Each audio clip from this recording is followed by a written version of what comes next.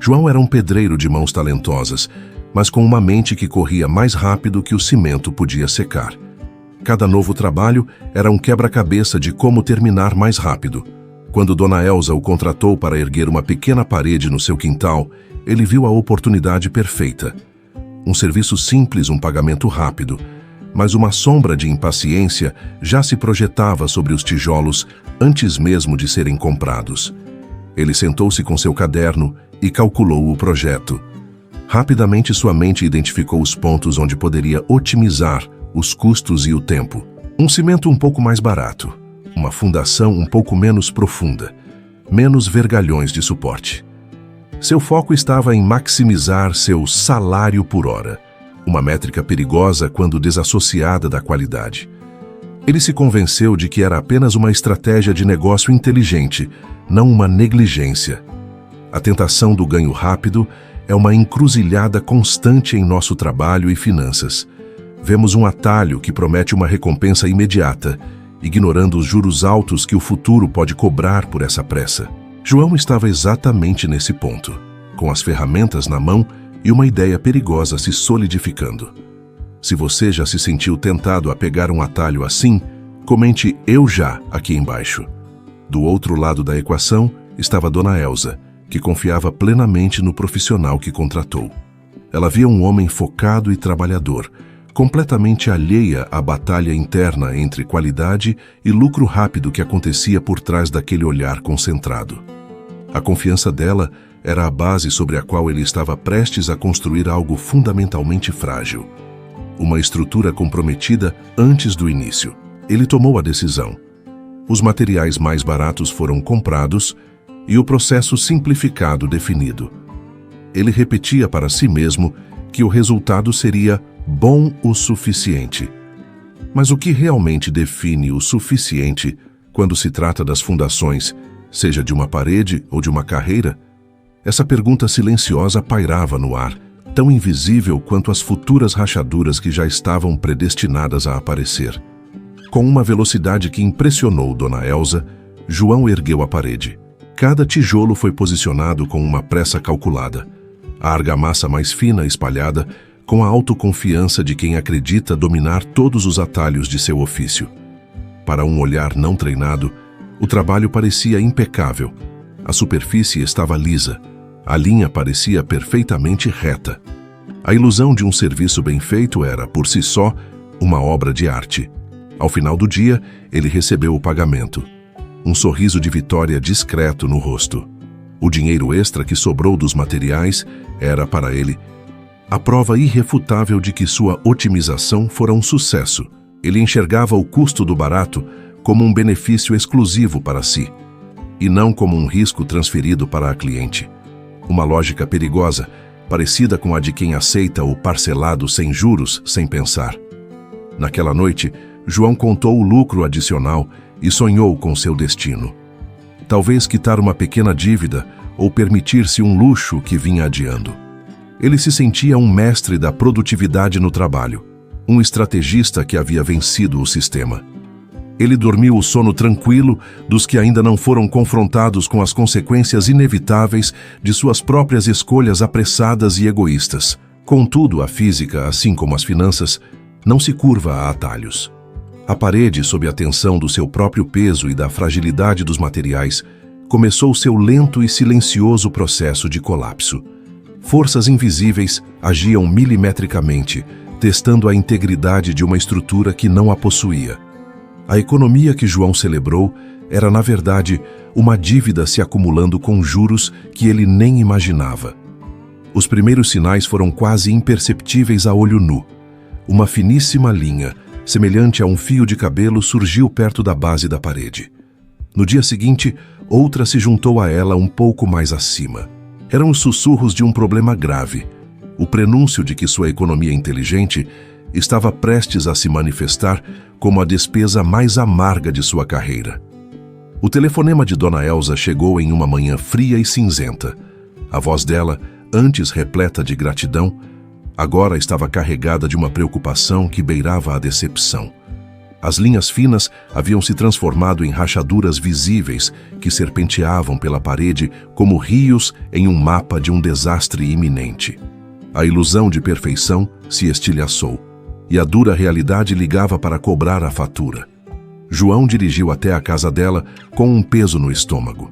Ver a parede, agora visivelmente torta e cedendo, foi como se olhar em um espelho que refletia sua maior falha profissional. O dinheiro extra que ele ganhara pareceu ridículo diante do tamanho do prejuízo material e, pior, do dano à sua reputação. Ele finalmente entendeu, da pior maneira possível, o verdadeiro custo de oportunidade de sua pressa.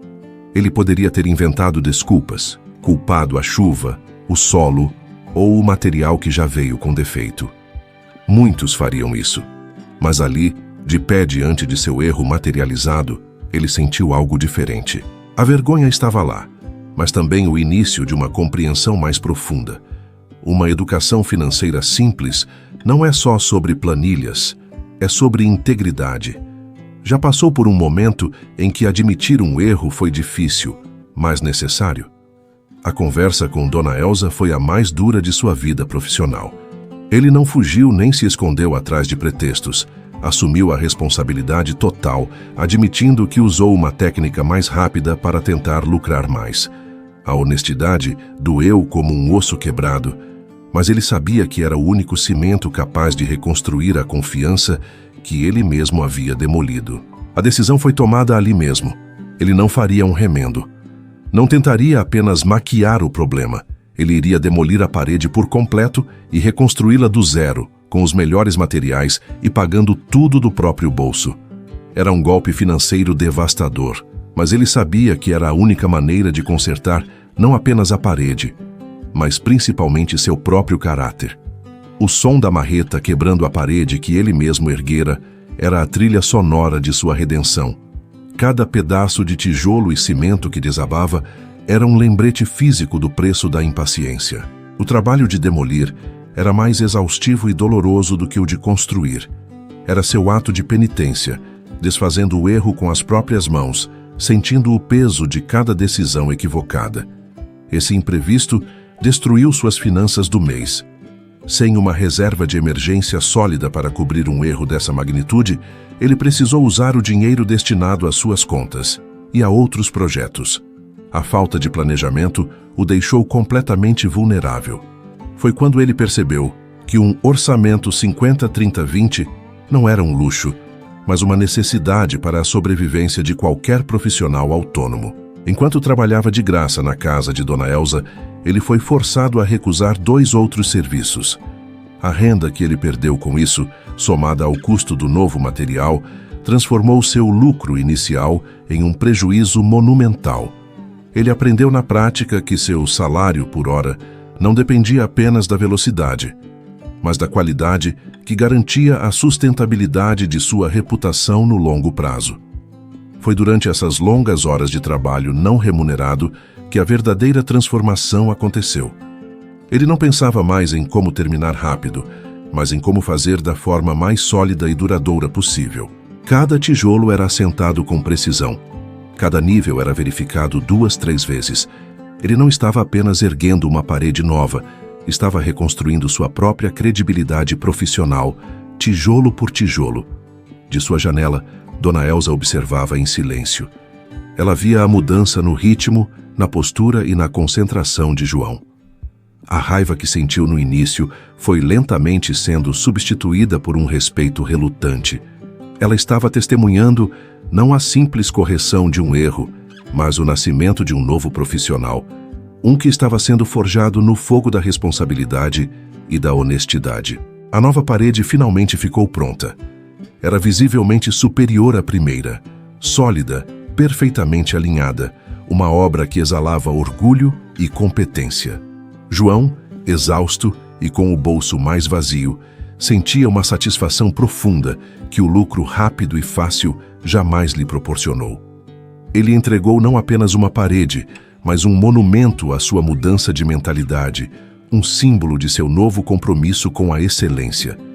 Dona Elza, genuinamente impressionada com a integridade de João, Não apenas o pagou, como fez questão de contar a história para todos os seus amigos e vizinhos. Curiosamente, ela não focava no erro, mas na atitude nobre de corrigi-lo a qualquer custo. A reputação de João, agindo como juros compostos, começou a crescer exponencialmente, gerando indicações que trouxeram trabalhos maiores e melhores. Ele se tornou conhecido na região como o pedreiro que garantia o serviço, aquele que não pegava atalhos. Seus orçamentos ficaram mais caros, mas os clientes pagavam com gosto, pois sabiam que estavam comprando paz de espírito. Ele aprendeu a se valorizar, buscando até uma renda extra-MEI ao dar pequenas aulas para aprendizes, usando sua história como o principal módulo de ensino. Esta moderna fábula de dinheiro nos ensina uma lição crucial e atemporal. O barato que sai caro não se aplica apenas a produtos, mas principalmente às nossas decisões de carreira e finanças. Tentar acelerar processos, cortar caminhos e focar no ganho imediato quase sempre resulta em uma dívida futura muito maior, seja ela financeira ou de reputação, o nosso ativo mais valioso. Portanto, da próxima vez que você se deparar com um atalho tentador, lembre-se da parede torta de João.